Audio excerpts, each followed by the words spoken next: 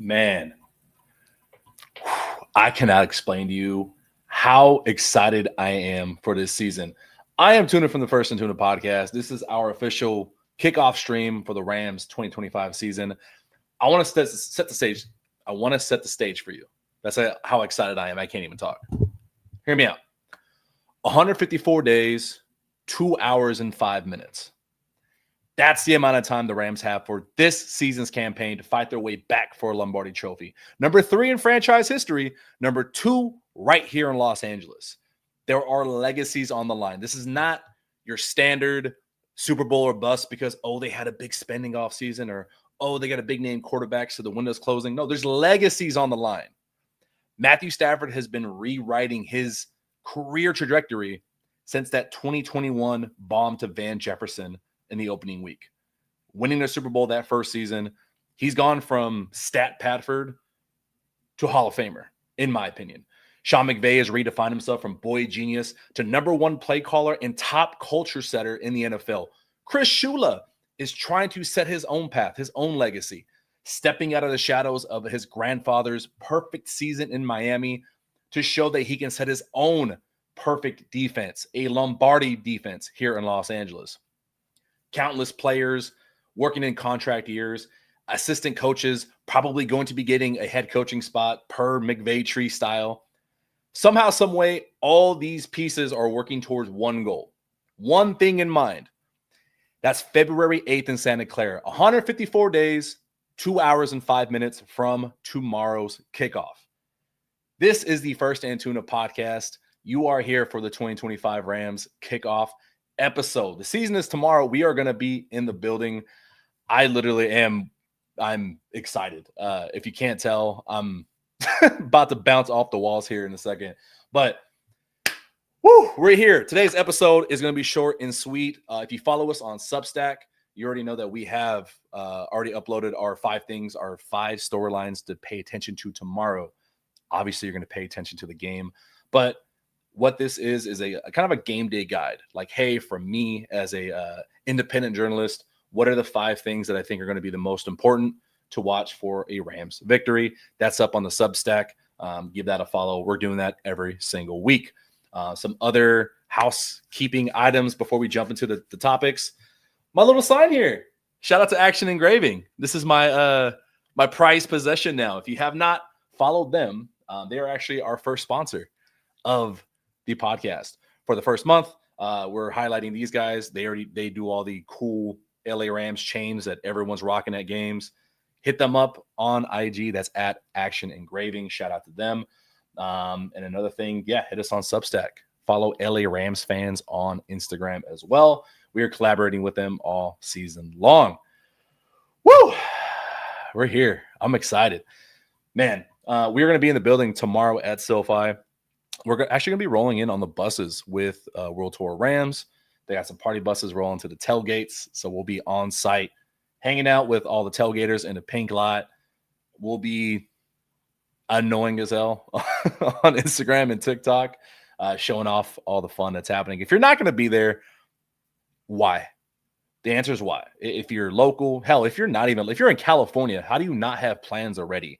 If you feel this strongly about the team, like I know, I think a poll went out by the new beat writer for The Athletic. Like 90% of fans are expecting a Super Bowl win out of people polled, out of like a few hundred people. It is truly boom or bust here this season. If you're not following, if you're not coming to the game, I really got to ask you why. There's cheap tickets. Myself, I bought $50 tickets just to get in the building because I originally wasn't going to go. But then I had to ask myself, like, what the fuck are you talking about? You got to be there. But anyway, today we're going to be diving into just the 5 key things that we think are extremely key for a Rams victory. That stuff is up on our Substack, but we'll talk it out with you here in live form. Anybody that's got comments, questions, concerns, hit me as well. Rams active. What's going on, dog? How you living? How you doing? Also, drop predictions down in the comments. Did you just fart? Stockton slap? Nah. And unless you are a Nick Diaz, man, or Nate Diaz, I don't know what's up with that name. But no, man, I'm excited. I'm obviously expecting a Rams win. Let's pull up Got some goodies for you here. We're waiting for our special guest to hop on. If you read the description, waiting on Brock Vierra of Sports Illustrated. He's the beat writer for them. I see him jumping in here in a minute. Yeah, we're just going to hop in, talk some shop, see what he's seeing. This guy's a real journalist. To me, I'm an independent. He is an employed, real journalist. He knows what he's doing. He does this for a living. Speak of the devil. We got Brock joining in here. There he is. Mr. Brock Vierra. How you living, dog? I'm doing good. How are you? We can't hear you right now. This thing. That's all good. Let's see. Hello? Yeah, gotta love technology. Every now and then mine will act up too. But in the meantime, score prediction. Yeah, for me, I think I said 27-20. I think I said in the Friday show with me and Sheriff Joe Baggs. 27-20 for me. It's hard for me to expect a blowout just because the Houston Texans are a good team. I'm not going to sit here and pretend it's going to be like a 30-point blowout. Hell, even the Cowboys game was an 8.5-point spread. That ended up being closer than people thought. So it's really hard to, expect anything bigger than that. Can you hear me now? Still can't hear you, bro. It's okay. Happens to all of us. Let me see. Song layout. What about now? Looking at the settings, they're wild because just below edit mic settings, I can ban from studio. That feels aggressive. That's a lot. Oh, you guys can hear him? All right, they can hear you. Apparently, I can't hear him. That's not cool. Stockton Slap, if you're lying to me, I'm going to freak out. All right, we'll try one more time. Can y'all hear me now? There we go. Apparently, they could hear you, but it was on my end, so my bad. Oh, everything was crazy for like 5 minutes over here. Oh, my goodness. Hey, he's not like we can hear him. All right. So, like I was saying, I was trying to set up this nice intro for you. Let's bring it back. Ladies and gentlemen, if you don't know him by now, follow him on Twitter, Brock Vierra of Sports Illustrated. He is the beat writer. He is in-house. He's at the practices. He's in the media press pool. When you're watching those press conferences from the Rams on the YouTube, every once in a while, you're going to hear Brock's voice actually asking the questions. So this guy is legitimately boots on the ground. Welcome to the podcast for the first time, Brock. How you living? Oh, I'm doing great. Thank you so much for that beautiful intro, by the way. That was very nice and kind of you. And yes, if you ever wonder who's the guy with the soft-spoken voice that speaks to Sean McVay and Matthew Stafford, that's me. So, yeah, I'm happy. I'm excited. I'm happy. I mean, how can you not be excited? Tomorrow's game day at SoFi Stadium. The stadium's going to be packed. Energy's going to be pumping. I mean, it's just great. Hard-hitting football is back, and I'm stoked. Man, and this is your first year covering the team with the Sports Illustrated, right? Yes, this is my first year covering the team with them. This is my third year overall. How excited are you to just be in that press box? Like, I know you got a little bit of that taste in the preseason. Obviously, that just kind of sets the stage and probably more anticipation for you for the regular season. But I like when I started recording this, I was like, dude, I'm like about to bounce off the walls. Like, it just hit me all at once how excited I am. Like, how do you feel? I'm really excited. I mean, for the press box in general, one SoFi Stadium has a phenomenal press box. I've been to some great press boxes before, some awful ones, and this one, it takes the cake. I'm not saying that to like, oh, I want to praise SoFi Stadium just because they're associated with the Rams and things like that. No, they take great care of us. One, the view that we get from up there is fantastic. The service, the catering, the whole entire staff, they take pride in their work. And we're just really fortunate that we're able to do what we get to do for all you guys while getting a chance to watch the game with air conditioning and free drinks. I'm jealous of the free drinks. Like, if you hook me up with a Diet Dr. Pepper, because it's like $15 a pop in the stadium. So I know I don't have a lot of time with you. We'll just dive right into it. So I have 5 keys that I think are going to be the main storylines to watch for a Rams victory. But I want to hear from you. Do you have like a running list of what the main factors are going to be?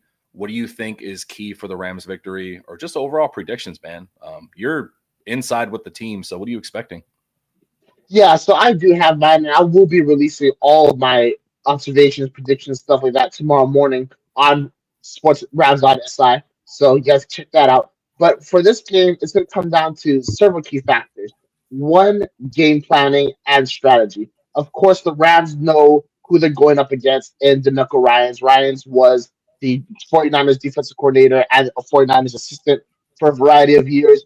Mike LaFleur and Ryans used to coach together out in San Francisco, so there's a lot of familiarity over there. And then on the flip side, of course, the Texans' new offense coordinator is Nick Caley, the Rams' former tight ends coach, who was with the organization for the past 2 seasons. Has a Sean McVay school of offense in his system, but he also comes from the New England Patriots, so we're probably going to see a lot of Josh McDaniels things as well. So the first thing comes down to the game planning. On offense, I asked Sean McVay, how do you strategize against a coach like that when there's such familiarity? He said it's not so much of what you know and what you don't know, but about when you pick your spots to call certain things or take big shots. When McVay makes those calls, will those calls be accurate? Will they be on time, considering this is not only a week one offense, but a week one offense that doesn't have Cooper Cup in it? And then from the defensive side of the ball, when CJ Stroud goes to the line of scrimmage and he's seeing what Chris Shula puts out there pre-snap, and he does make his audibles and checks and changes to protection, the things that he's now able to do this year that he wasn't able to do in the past 2 years. Will Shula have something up his sleeve to change that picture in the final moments to make Stroud a little bit hesitant of where he wants to go with the football? So that's from the game planning standpoint. From the player standpoint, first off, will the tackles, Alaric Jackson, who's coming back from blood clots, and Rob Havenstein, who is older, be able to handle Daniel Hunter and Will Anderson? That's the clear matchup up front that we're looking at. The second matchup I'm looking at is how does the Texans veteran secondary, guys like Derek Stingley Jr., CJ Gardner Johnson, Jalen Petrie, and others, how did they defend against Devontae Adams? Because as you and I saw when we were out there for Cowboys joint practice, when Adams is on his game in this system, oh my goodness, it is fun to watch, right? So how does the secondary react to him? How do the Rams take advantage of that situation? And when the Texans make the adjustments that they will to stop Adams, who do they go to next? Can they rely upon Puka Nakua, which we expect them to? But let's say Nakua is getting covered hard. Can they rely on Tutu Atwell? He's a guy that's been kind of if there and not so there throughout training camp and into preseason. Do they go to Xavier Smith, who was hot in preseason? Do they go to Konate Muntfield, even though he's a rookie? Do they go with Jordan Whittington, try and get more of a physical presence? How do they incorporate the tight ends, especially Terrence Ferguson? That's what I'm looking for as well. And to wrap up some of my observations and things that I think are going to be critical to this game. I thought I cut out a little bit. You're good. Oh, you're good. Appreciate you. Some of the observations that I have for this game is going to be the front seven. I went on a limb and I said that I think that this team could have the best run defense in the NFL. Some people were hyped for the season. Some people think I was saying that for clickbait. No, I really believe that, and I'm doubling down on it. And it's up for these guys, that front seven, to go and prove me right. Can Poona Ford be that force up front? Is Nate Landman all that we've been hyping him to be? So I think that they are, but it's only up to them to prove that they can be that. So we're aligned on a few things. Well put. If you guys are not following him already, like I said, go check out Sports Illustrated, Brock Vierra, his post. You said that's coming out tomorrow morning, your keys to your matchup to watch. Okay, so look out for that tomorrow morning, guys. That is excellent. That's like super well put, and this is why you make the big bucks, sir. One thing that you said, like, it's my number one matchup. Like, above all else, I don't care. It's Devontae Adams. I offered real cash in the one league I did not get Devontae Adams because I needed him. I needed him like I need air to breathe. I try explaining to people, even off air, that it was – I don't know how to explain. It was just watching a man play against college. And that goes for the Rams defense as well. He was just wide open with McVay, like probably the best play caller in the NFL. Like, that's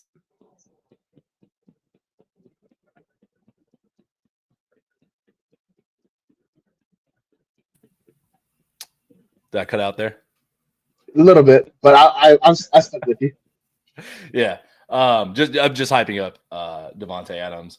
But you also brought up another point that I didn't want to like splash cold water on people, but like, yeah, I'm hyped for Puna Ford. I'm hyped for Nate Lamb. And those are improvements. Like, no questions, improvements, but I got to see it. I need to see it to happen. Like, no games are won on paper. Super Bowls are not given in September.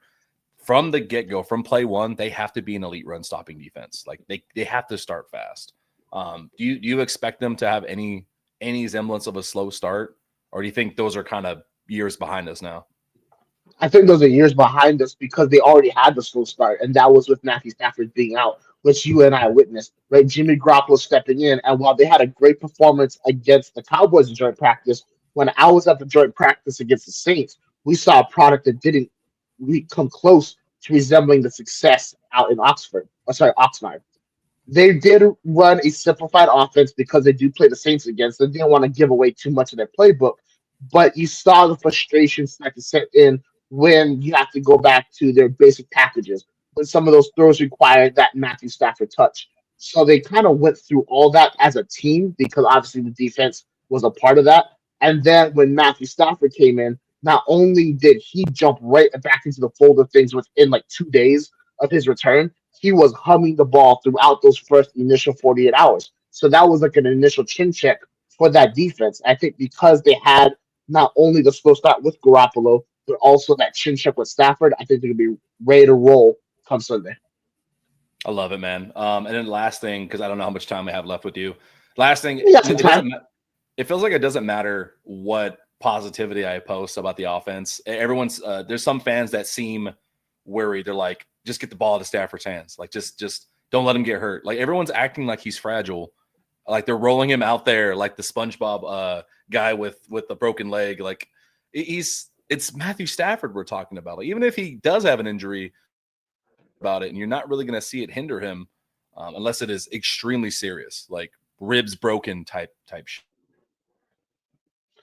I think that the problem is that when we think of Stafford, we think of him as being this older player, which is fair because he is. The thing though is that he's just a different breed of player. And I've known this since I was 9 years old, and he ruined my New Year's, right? And the 2008 Sugar Bowl. This guy is the consummate professional and the absolute gamer. When you listen to this guy talk, all he's saying is, "I want to play football. I want to play football right now. I want to. I want to. I want to." You don't hear him complain about the back or the hours that he has to put in or this or that. It's always about football. So when you already have that mindset and you're already a battle tested veteran, you really shouldn't be worried about one hit because you're gonna get that one hit. This is the NFL. Quarterbacks get hit every single game. He is in game mode, and the fact that his mind isn't even on worrying about when he does get touched, that's why I'm completely confident in him. And for me, as a reporter, I have been ready to put this story behind us for quite some time because he's been 3 straight weeks of full practices. I've seen him in person. He's throwing the ball great. It's on target. We're seeing the difference in the way he has to apply touch in certain areas, and he's being accurate about it. That's why when it comes to Sunday, he's going to get hit. He's probably going to get sacked, and he's going to feel what it's like to play football again. What he's going to do is dust himself off, stand up, and become the gunslinger that we all know and appreciate. Yeah, I don't know. Like ever since he hit his 37th birthday, everyone just acts like all of a sudden he can't take a hit.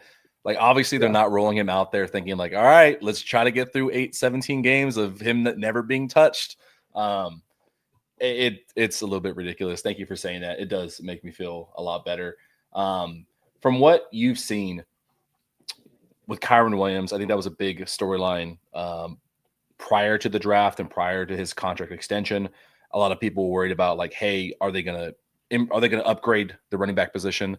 Brought in Jarquez Hunter to help as a spell back because he was a big time explosive runner at Auburn. I think number 1 or number 2 in explosive runs his last year there. From what you've seen in camp, in practices, does it seem like Kyren Williams is more explosive? I know you weren't there the year prior to kind of judge, but from what I saw in limited reps, like it didn't seem like he didn't have explosiveness. Like the guy earned his fucking money. Like I'm expecting really big things from Kyren. How do you feel about that? Yeah, I think that I wouldn't say it's an improved explosiveness. I would say smoother operation with how he goes about his runs is the best way to put it. Because he's at the point of his career, how much better as an overall athlete do you expect him to be? I don't.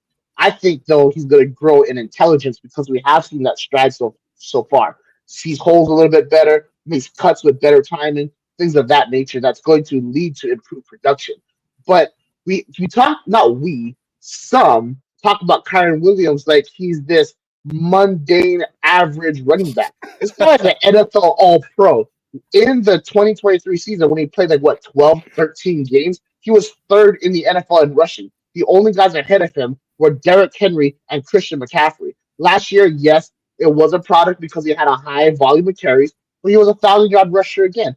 And for a long stretch in the early part of the season and at the end, he was the focal point or the only point of success for the Rams offense. Of course, in the beginning when they had all those injuries, and then Mhm. in the end when the offense wasn't putting up any points, who was the guy getting into field goal range? Who was the guy trying to punch it in? And with a red zone offense that was just not there. Now we fast forward to this season, right? They have Devontae Adams, which automatically opens up a lot of things. We talk about breath of fresh air.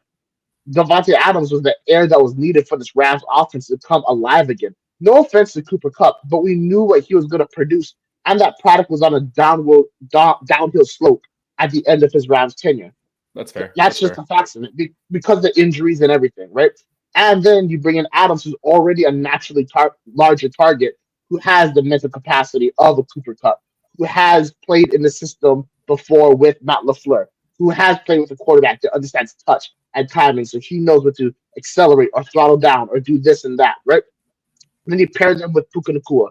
You pair them with this and that. That's going to automatically open up more lanes for Williams to exploit. So if he can get 1,000 yards when there was no lanes, just imagine what's going to happen when he has similar lanes to what he saw in 2023. Dude, beautifully put. I can't. I don't want to just beat a dead horse, but you're emphasizing everything, kind of what I wanted to in this episode. So thank you. You're making my job easy. Um, to like I said, I don't know how much time you have on here. I want to get. I don't know what time. I Let's want talk to about it. get. I want to get two players that you're going to be watching. That maybe like obviously we're all watching Matthew Stafford. Like get it. Like for me, I'm watching special teams. I'm watching Josh Carty. I want to know how the kickoff goes. I want to see how his kicking operation goes. And I'm watching Quentin Lake. Like, you know, I'm a huge Quentin Lake stan. I think he's going to have a Pro Bowl breakout year. So I'm watching those two guys in particular. Are there two names on the list that maybe are not getting enough attention that you're paying attention to that you think are going to make an impact tomorrow?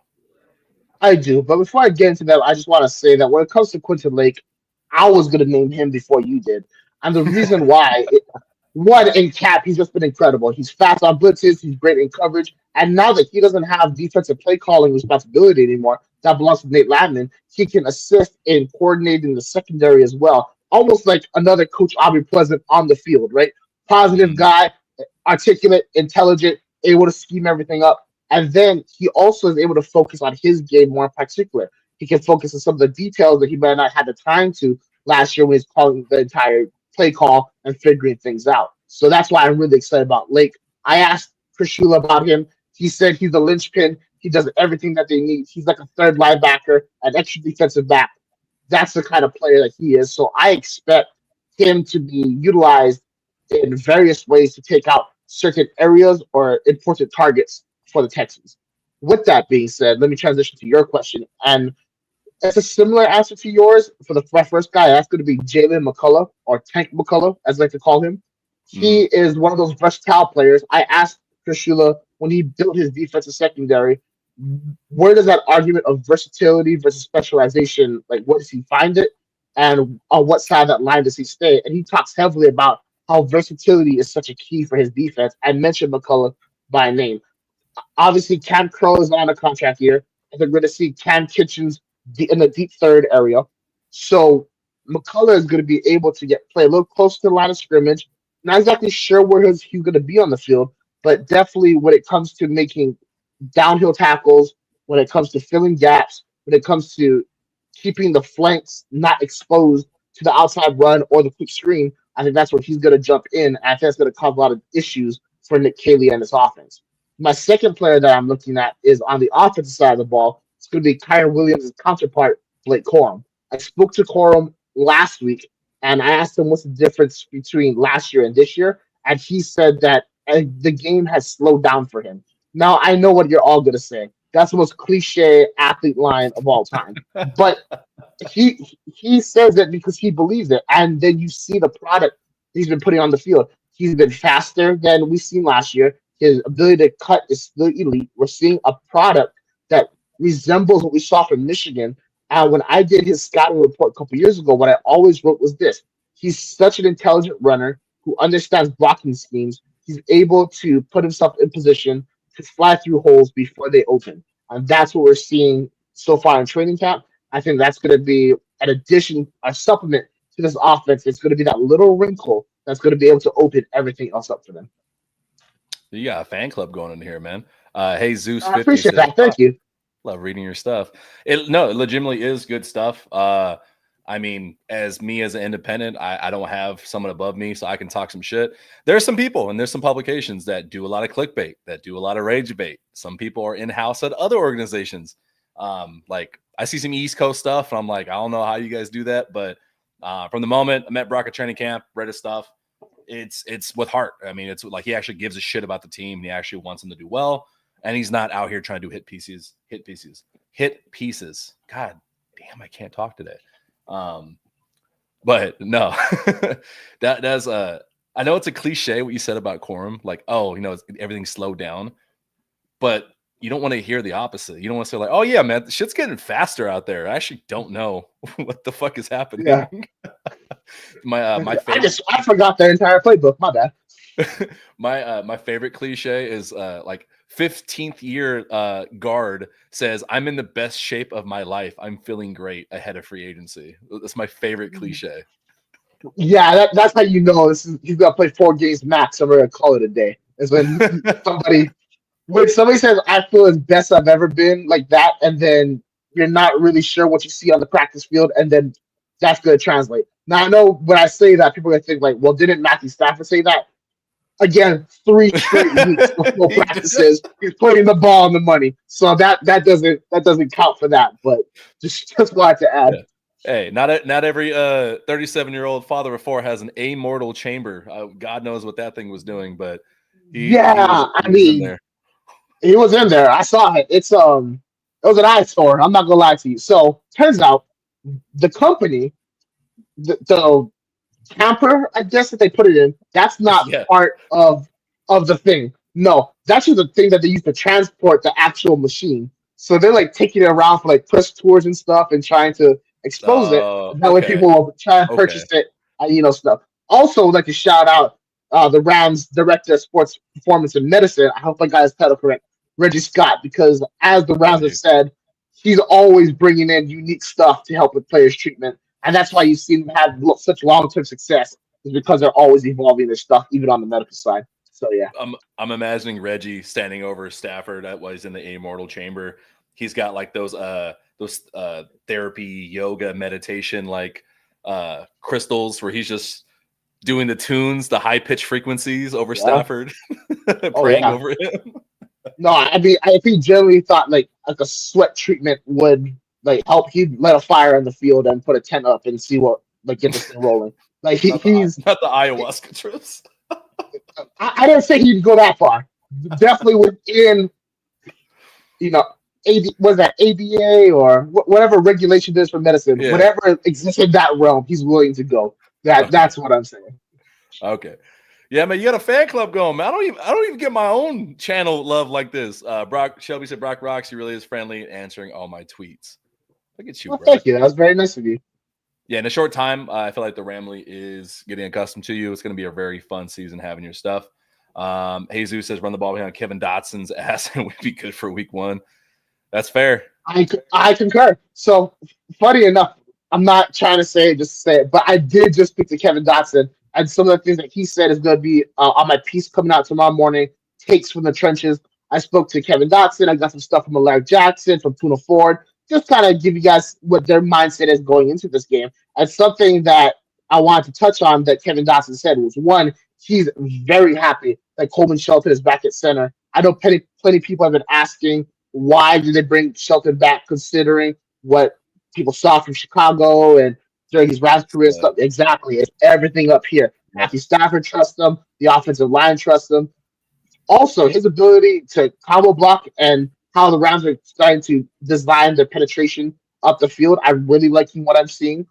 But when it comes to Dotson, not only did he talk about Shelton, but he talked about the communication across the offensive line, especially in the modern game, has just become much more advanced. And that's why they feel so confident headed into this game and this season. Not only are they all on the same page together intellectually, they also have a signal caller at center that can run everything while Matthew Stafford figures everything out. And if Stafford sees something, of course, he can communicate with that offensive line, and they all know what he's talking about. Plus, when it comes to just protection package, the Kyron Williams in the backfield, a guy that can be audible and put into position to take out certain blitzing linebackers or whatever, they're very confident for the protection plan because they have the knowledge and they have the trust within one another to get this thing done. Well put, man. Yeah, Coleman Shelton. It's going to be an underrated addition. Like when it's all said and done, I know people feel a certain way because when you leave, people just kind of write you off. Like, all right, cool, we're upgrading anyways. Bo Lemmer stepped in, saved a big part of the season last year, but Coleman Shelton just has a lot of veteran leadership. The same way as having a Nate Landman, like you said, it's the communication. They got by and they improved in a lot of areas last season. Like as the season went on, now it's, hey, we're here. Get the shit fucking organized now. All the injury stuff. I've said it. I've been very open about it. I know they haven't really admitted it to the full extent because I think they're cautioned with injuries. Like even Akello, like, hey, his knee. That was probably just like, oh yeah, my knee's just a little sore. Shut him down. You're not seeing the field till Sunday. Same with Stafford. They're being overly cautious because they don't want repeats of the last 2 years. And I fully believe in that. But yes, and just to add on to your point, one, I think you and I saw this at training camp when Cam Curl went down. I think that's his hand got stepped on or something like that. Yeah. They shut it down immediately. They had it checked out. Just no doubt about it. And then the second part to that, when you talk about avoiding that last year, we keep asking McVay, how do you avoid slow starts? It gets to the point I don't even ask him anymore because I'm never going to get a straight answer from him, which I understand because the whole thing is I don't want to create narratives. I don't want to blend into narratives. I get that part. But then you look at how they did the depth chart and the 53-man roster, 10 offensive linemen. So I asked him about that, and he's basically saying it's hard to find offensive line talent right throughout the season. So let's basically load it up front. And then he also talks about some of those other positions on the defensive line where he did keep certain players. Like this guy is ready for every plan, issue, continuance, whatever it is. I just wanted to add that to not only are they being cautious of the players that they do have, they're also confident in the guys that are backing them up as well. Perfectly said, man. Yeah, when you cover McVay enough or you watch him enough, you listen to his McVayisms, you start seeing patterns, you start seeing things. And part of that front office, I got on my Super Bowl F them pick shirt with Lester P. Snead on there as a commemoration to that front office. But let me ask you before we get ready to close out here. You got a score prediction? 28-24 Rams. Ooh, you're even closer than me. I thought mine was hot with a 27-20. Get some field goals in there, make it a little tight at the end of a game. But I think it's a one-score game either way. I think you see why this front seven is as highly marketed and advertised. They're closers. I think we get to see everything that we're hoping to see in this first game. I think we get a hot start, and I think they close it out. Like you might get a Byron Young or Jared Verse sack to close the game out, like in classic Rams championship style. That's just me. Let's see. We got one more question from Shelby. She says, one more question is ready for the kickoffs. This will be Evans or Cardi now that touchbacks are at 35. So I mentioned to her before that might not be easy to talk about because that's part of the game planning that we can't really discuss because you don't want to give it away. Is there anything regarding the special teams, maybe close to this, that you do want to talk about that you've seen, Brock? Without the special teams, secrets? So unfortunately, I cannot answer this question because of team rules. Unless a coach was to come out and say so, I cannot comment on that. But when it comes to the special teams, I am liking what I'm seeing. When it comes to Joshua Cardi, when it comes to his field goals, he's been accurate the whole entire time throughout training camp into preseason. I think I've caught maybe one or two misses at the most, possibly three, but those were from like 40, 50, if not beyond range. Unfortunately, the way they kind of have it set up, we don't get to know the actual distances, but he's Mhm. been accurate from everything within 40 yards. So that's the main thing, right? As soon as you enter what past the 35, you're I don't want to use the guaranteed, but you have a likelihood of walking away with something, which is huge. What I would also say about the special teams, Xavier Smith. Wow. Um, he's gonna make some plays this year. And just he's gonna play sound football. I don't think he's gonna take unnecessary chances, so we might not see that many returns from him. But when he has the ability to get some space, he's gonna be fun to watch. He looks stronger. I know he spent the off season in the lab with like he was working out with Whitworth, with Cooper Cup and all them. But yeah, Shelby, same. I mean, kind of same answer I gave you before. We can't really spill the secrets. It is something that you're gonna find out, like maybe at the kickoff. Like if the Rams kick the ball off, you're gonna have your answer right away, and it might change. Maybe that's something you pay attention to and you report back to me on the channel, saying, "Hey, I thought Cardi looked great," or "Hey, please fucking put Evans if he's not doing great on kickoffs." But yeah, people are similar. 24-17 Rams. You don't need blowouts, man. Wins are wins. Yeah. And I love hearing that from Xavier. I actually sent him a message earlier saying, "Hey, best of luck. Just stay healthy." And that's my last caveat to the game is I think health is wealth. That's how you avoid the slow starts. Everyone stays healthy. It's a violent sport. Someone's going to get, banged up here, but just not losing a key guy for the whole season is, knock on wood. That's one of the only things I see stopping the Rams all season long. But yeah, Brock, I've taken about a half hour of your time. Any closing words you want to say to Rams fans before we get out of here and get ready for tomorrow? Yeah. I'll dive into my predictions a little bit more, and then I'll just say my final goodbyes. I agree with you on basically everything you said. Where I think that we might see some issues with the defense. One is if Stroud is able to recognize certain things that Shula puts out there, he might be able to make some calls and changes over there. And we don't know how the Rams are going to adjust. Of course, with Lyman being a first year play caller in his defense, I think that's where they can see some opportunities. Do have some questions about the secondary. I believe in them for the season. I also recognize that they haven't had the opportunity to play true tackle football until this game. So I think they're going to take a second to kind of get it rolling. I really think we're going to see this defense come alive in the second half when they take that halftime break and get some water, talk about it, and really assess. Offensively, I have it 28-24. I think that's going to be one of those. They score 3 touchdowns, 2-point conversion, like 2 field goals to get to that point. I don't think it's going to be a 4 touchdown performance because the Texans defense is so good. That's just my predictions. When it comes to the end, I want to say thank you guys all for watching. Agreed, Mr. John. But thank you guys all for watching. I greatly appreciate you guys reading my work, you guys listening to my voice, you guys, um, allowing me to do this.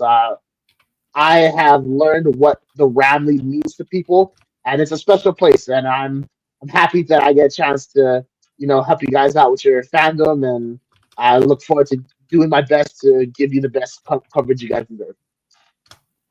Hey man, I invited you before.